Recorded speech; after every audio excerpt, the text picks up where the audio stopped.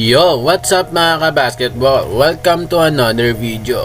Mga kabasketball, tigilan na raw sila.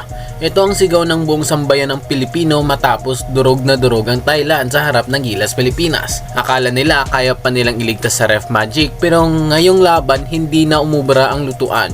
At ngayon, isang panawagan ang umiingay, lifetime ban sa mga cooking ref. Kung gusto mo sa mga gantong content, mag-iwan ng like, share at subscribe at i-hit na din ng notification bell below para hindi ka mahuhuli sa mga balita na katulad nito. Simulan na natin. Babalikan muna natin sa mga nakaraang laban kontra Thailand. Ilang beses na nating nakita ang kadudang-dudang tawag ng referee. Malambot na foul, pabor sa Thailand, technical foul sa Gilas na hindi malinaw, free throw na parang ulan, momentum ng Gilas biglang pinatay. Hindi lang fans ang nagreklamo, maging ang mga analyst at dating player na pailing sa mga decision. At dito nagsimula ang salitang cooking ref, ang ganti ng Pilipinas. Pero ito ang hindi nila inaasahan. Hindi nag-ingay ang Gilas, hindi nagdrama, naghanda sa mismong laban. Mula first quarter pa lang, ramdam na ang intensity.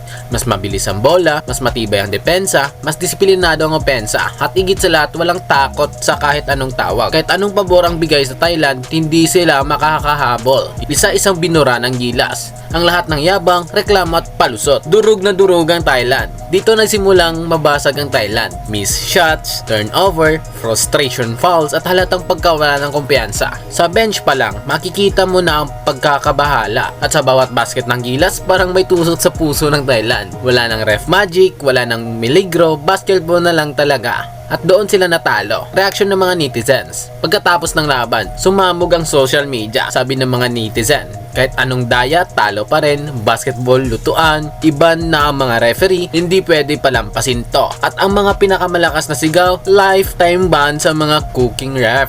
Dapat ba talagang i-lifetime ban? Ngayon, ang tanong, hanggang kailan natin papayagan ang ganitong sistema? Kung gusto ng SEA Games at FIBA ng kredibilidad, dapat may panunugutan. Hindi sapat ang sorry, hindi sapat ang suspension. Kung may ebidensya, dapat may parusa. Dahil hindi lang laro ang sinira, pangarap ng mga atleta ang nawawala. At ito ang malinaw na mensahe ng Gilas Pilipinas.